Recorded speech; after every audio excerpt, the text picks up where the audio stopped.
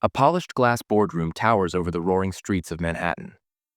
Five powerful executives in tailored suits recline confidently in plush chairs, grinning as a young woman stands alone before them.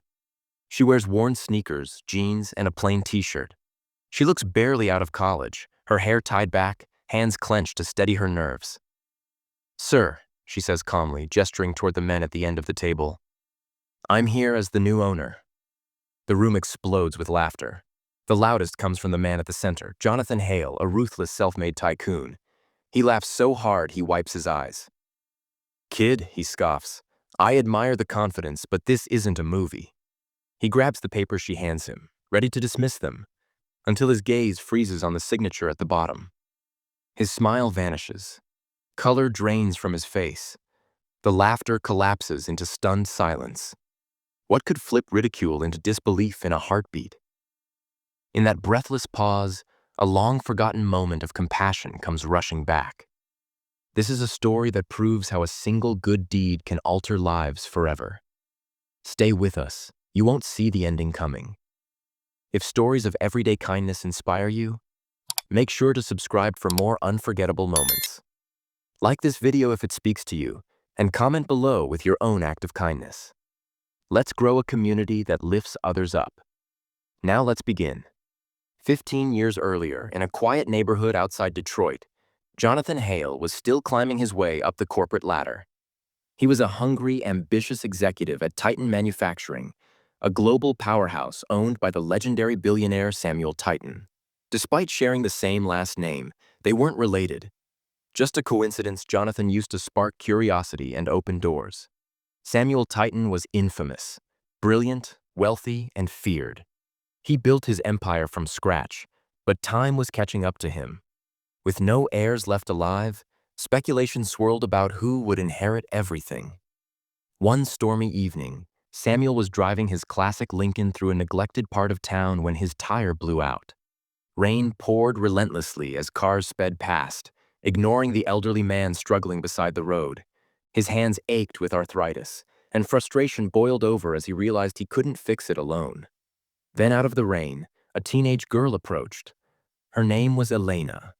She was 17, carrying a soaked backpack and holding a crooked umbrella. Her family barely scraped by. Her mother worked nights as a caregiver, her father repaired machinery at a plant. Without hesitation, Elena stepped in. She held the umbrella over Samuel and knelt in the puddles to help loosen the bolts.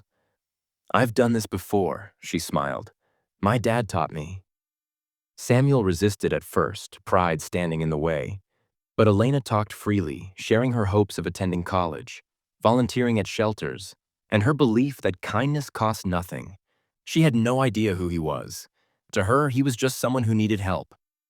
When the tire was fixed, Samuel offered her cash. She refused. "Just help someone else someday," she said, handing him a damp piece of paper with her name and a small hand-drawn star. Samuel drove away deeply moved, though life soon buried the memory. Elena went home and never mentioned it again. Years rolled by. Jonathan rose to the top at Titan Manufacturing, becoming Samuel's most trusted executive. He was efficient, ruthless, and unbothered by the human cost. Layoffs became routine. Profits soared. Employee morale collapsed. From his office, Samuel watched it all unfold with growing disappointment. His thoughts often drifted back to that rainy night, to the girl who helped without expecting anything. Her kindness stood in stark contrast to the greed now surrounding him. Quietly, Samuel investigated her life. He discovered Elena had worked her way through trade school and college, juggling jobs while founding a small nonprofit teaching job skills to disadvantaged teens. As his health declined, Samuel made a final decision. He rewrote his will in secrecy. Most of his wealth went to charity, but Titan Manufacturing itself went to Elena Cruz, the girl who reminded him what humanity looked like. "In a world full of takers," he wrote privately, "she was a giver." When Samuel passed away peacefully, shockwaves rippled through the company. Jonathan and the executives gathered in the boardroom, convinced power would finally be theirs. Jonathan even prepared a speech about efficiency and higher margins. Then Elena walked in. She was 32 now, still modest, but grounded and self-assured. I'm here because I now own this company, she said steadily. The laughter erupted again. Jonathan nearly choked on his coffee. Miss, this is a multi-billion-dollar corporation, not a charity booth, he mocked. Elena calmly slid the will across the table. Please read it.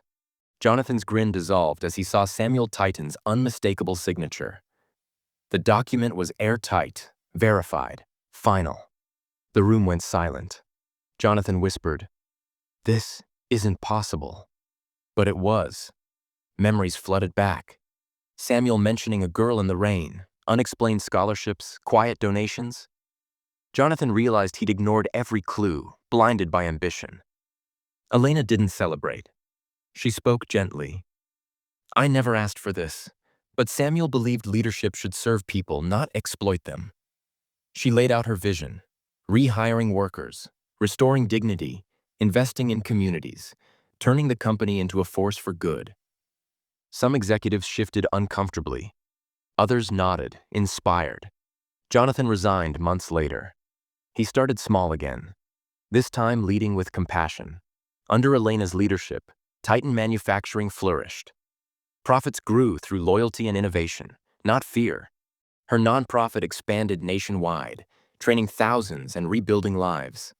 The company adopted a new motto: pay it forward, because kindness doesn't fade, it echoes. One act in the rain reshaped an empire and proved that even the smallest kindness can change the world. If you're watching this right now, remember, your moment might be closer than you think. Like the video, subscribe, and share this story with someone who needs it today.